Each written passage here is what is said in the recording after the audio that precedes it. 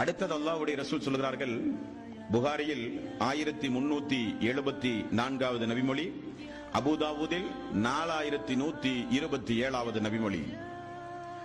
அந்த மனிதனுக்கு அருகில் ஒரு வானவர் வருவார்.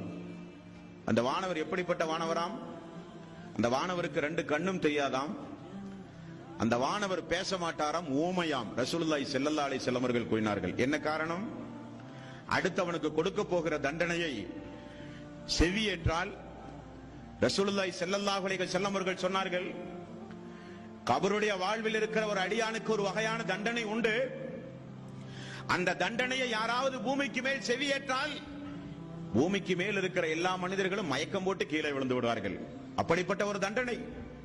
ஆகவேதான் நபிகள் நாயகம் ஸல்லல்லாஹு அலைஹி வஸல்லம், அல்லாஹும்ம இன்னி அஊது பிக்க மின் அஸாபில் கப்ர், அல்லாஹ்வே கபருடைய வேதனையை விட்டும்